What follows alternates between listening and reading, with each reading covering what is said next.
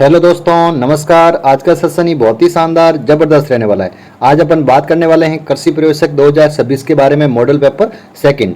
ऐसे ही प्रश्न परीक्षा में छपेंगे, बहुत ही शानदार। अंतिम दिनों में अच्छे से रिवीजन कर लो, ये क्लास आपके लिए बहुत ही फायदेमंद रहने वाली है। तो इसी क्लासों में आज अपनी क्लास रहने वाली है जो भी एग्रीकल्चर का पोर्शन है, जिसमें आपकी एग्रोनॉमी भी होगी, हॉर्टिकल्चर भी होगी और एनिमल हस्बेंड्री के भी क्वेश्चंस देखने को मिलेंगे। बहुत ही बेहतरीन शानदार सेशन रहने वाला है। आज अपनी कृषि प्रवेशक के लिए एग्रीकल्चर के मैटर की आज पहली क्लास है। जीके की क्लास पहले एक और क्लास आ रखी है, तो उसको जाकर आप देख लेना, ठीक है।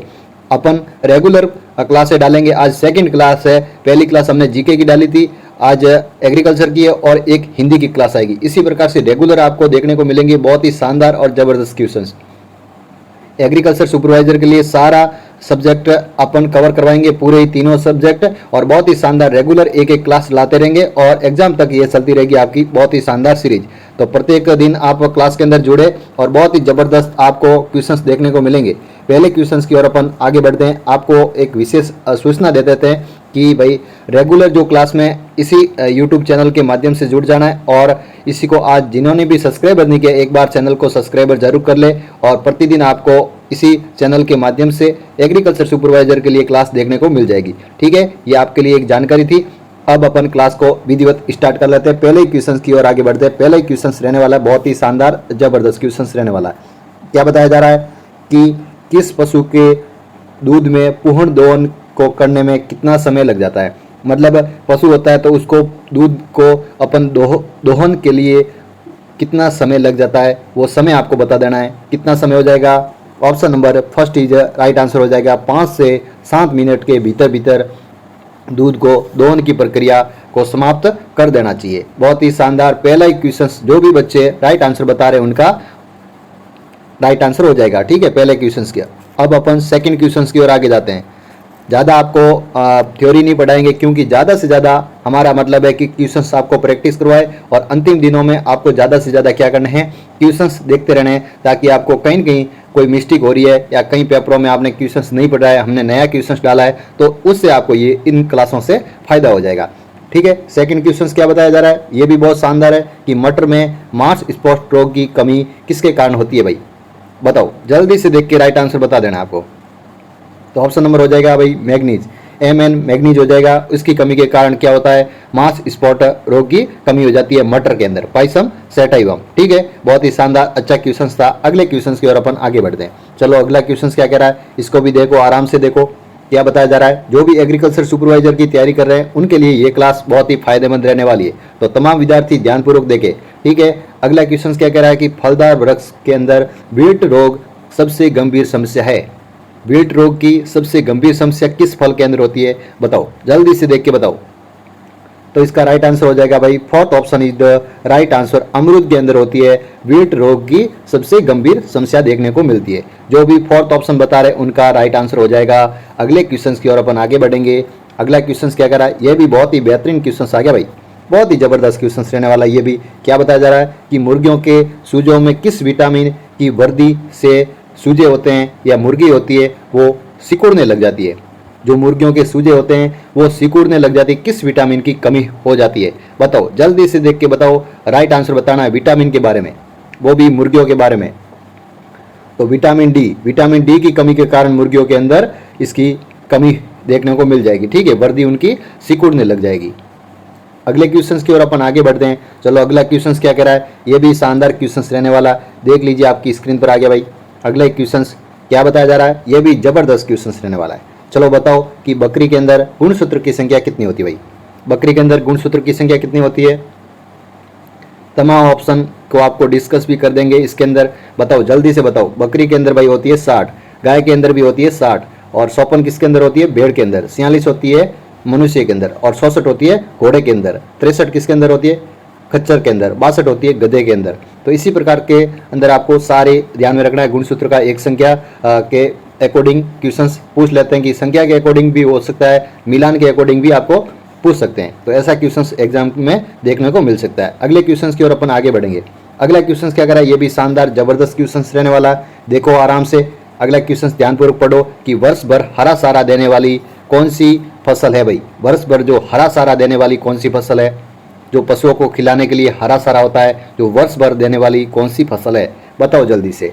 तो हो जाएगी रिजिका, मेडिकागो सैटाइवा। रिजिका होता है जिसका वानस्पतिक नाम, वही हो जाएगी जो वर्ष भर पशुओं को चारा खिलाने के लिए काम में लेते हैं। Fourth option is the right answer हो जाएगा। अगले क्वेश्चंस की ओर चलो आगे बढ़ जाते हैं। अगला क्वेश्चंस क्या कह रहा है? ये भी बहुत ही शानदार क्वेश्चंस रहने वाला भाई, बहुत ही ज़बरदस्त क्वेश्चंस है। देखो ध्यानपूर्वक देखो, आराम से देखना है आपको। पहले तो क्वेश्चंस को पढ़ लो, फिर अपन राइट आंसर बताएंगे। कि रेशों की महीनता द्वारा मापी जाती है। मतलब जो रेशे होते हैं, जो ऊन होती है उसके अंदर जो रेशे मिलते हैं, उनकी महीनता को मापने के लिए जो अपन मीटर काम में लिया जाता है, किस मीटर के द्वारा इसकी महीनता मापी जाती है? रेशों की महीनता। तो माइक्रोनियर। ऑप्शन नंबर जो भी थर्ड बता रहे हैं उनका राइट आंसर होगा भाई। जो भी थर्ड बता रहे हैं उनका ही राइट आंसर होगा, बाकी का गलत है भाई। बाकी का क्या हो जाएगा? गलत हो जाएगा।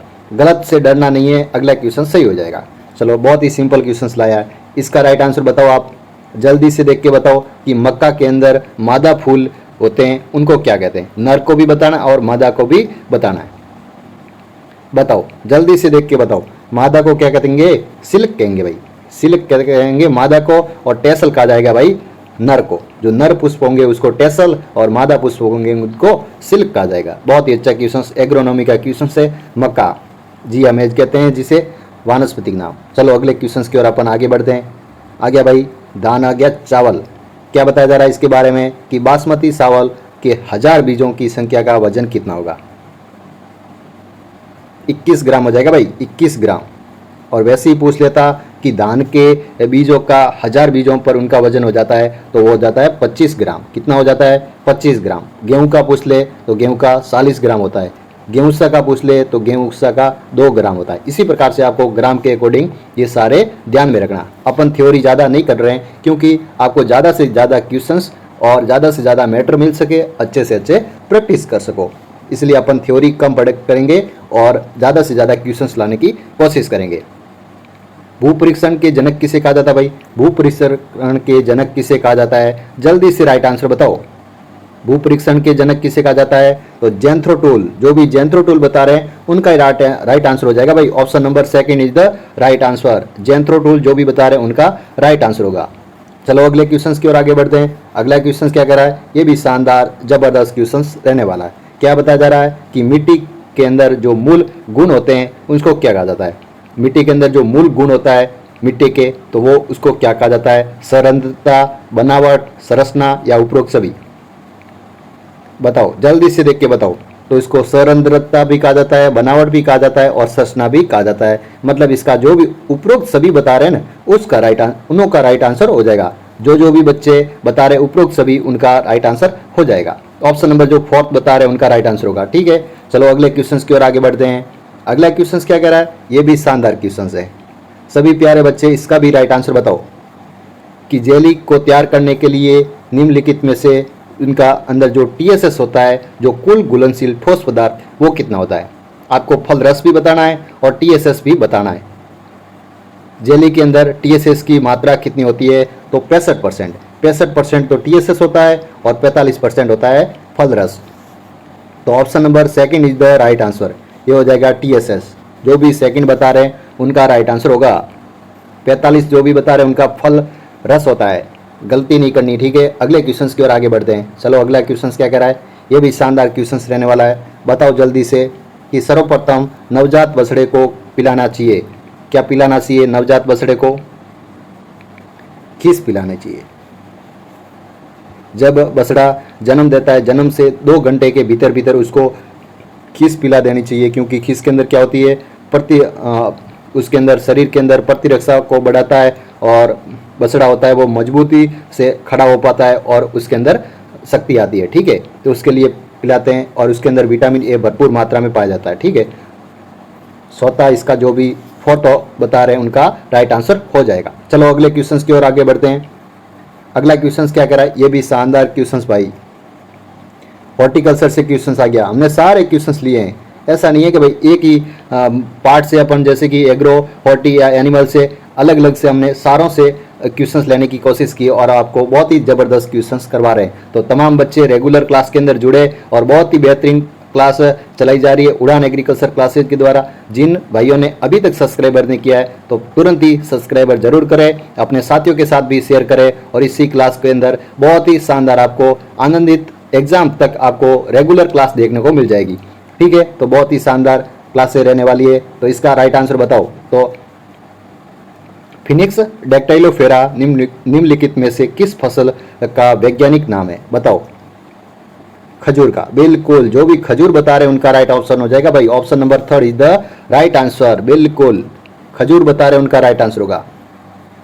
इसका बॉटनिकल नाम था भाई। चलो 15 की ओर आ जाओ। इसका राइट आंसर बताओ। निम्नलिखित में से भेड़ के अंदर सरताज या भारत की मेरिनो किस भेड़ को कहा जाता है? सरताज या भारत की मेरिनो किस भेड़ को कहा जाता है? बताओ, जल्दी से देख के बताओ। ये तो आपको आता ही होगा, बिल्कुल सिंपल क्वेश्चन है। सोकला भेड़, कौन सी भेड़? सोकला भेड़ को कहा जाता है भाई। भारत की मेरिनो या सरताज के नाम से जाना जाता है। अच्छा क्वेश्चन है। चलो अगले क्वेश्चन की ओर आगे बढ़ते हैं। अगला क्वेश्चन क्या करा है? ये भी जबरदस्त क्वेश्चन आ गया भाई। द्विनाम पद्धति किसके द्वारा लाई गई? ये भी ऐसा क्वेश्चन है, मतलब नॉर्मल साइंस के अकॉर्डिंग, अपने सिलेबस के अकॉर्डिंग ही है, ज़्यादा कोई बाहर से नहीं है। बायोलॉजी का क्वेश्चन कह सकते हैं, लेकिन ये भी सिलेबस के अकॉर्डिंग क्वेश्चन बन जाता है कि द्विनाम पद्धति किसने लाई है? तो द्विनाम पद्धति लाई है भाई कॉल लिनियस। बिल्कुल, बी ऑप्शन बता रहे हैं, जो भी सेकंड बता रहे हैं उनका राइट ऑप्शन हो जाएगा भाई। बिल्कुल, जो भी बी ऑप्शन बता रहे हैं उनका राइट आंसर हो जाएगा। चलो अगले क्वेश्चन की ओर आगे बढ़ते हैं।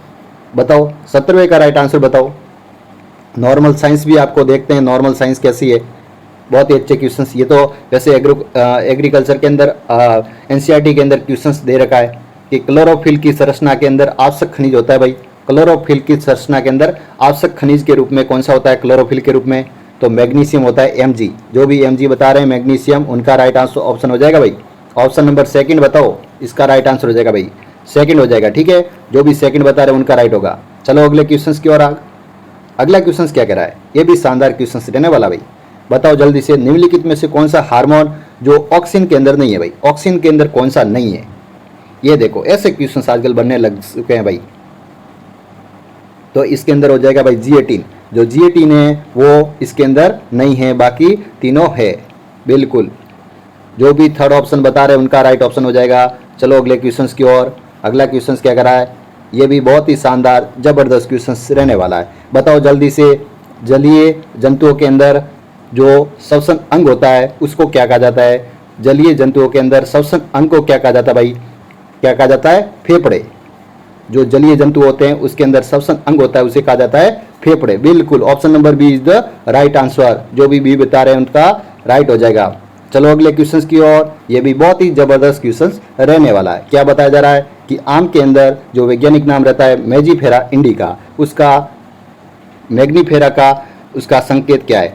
मतलब मैजीफेरा होता है, उसका संकेत क्या होता है? वर्ग होता है, प्रजाति होती है, वंश होती है या परिवार होता है? तो इसका हो जाएगा भाई वंश। जीनस होता है, या वंश के दो या जीनस के दो इंग्लिश में, उसको ही कहा जाता है मैग्नीफेरा। मतलब मैजीफेरा इंडिका होता है, तो मैजीफेरा का अर्थ होता है वंश या genus. Option number 3 is the right answer. बिल्कुल अच्छे से आपने बता दिया। चलो आज की क्लास अपन यहीं समाप्त करेंगे, और कल अगले क्लास के अंदर जुड़ने के लिए आज ही चैनल को क्या करना है? सब्सक्राइब कर लेना है, और अपने साथियों के साथ क्या करना है? शेयर करना है, और ज़्यादा से ज़्यादा क्लास के अंदर जुड़ना है। आपको प्रतिदिन हमारे चैनल पर आपको क्लास देखने को मिलेगी, और रेगुलर एग्जाम तक आपको तैयारी कराएंगे।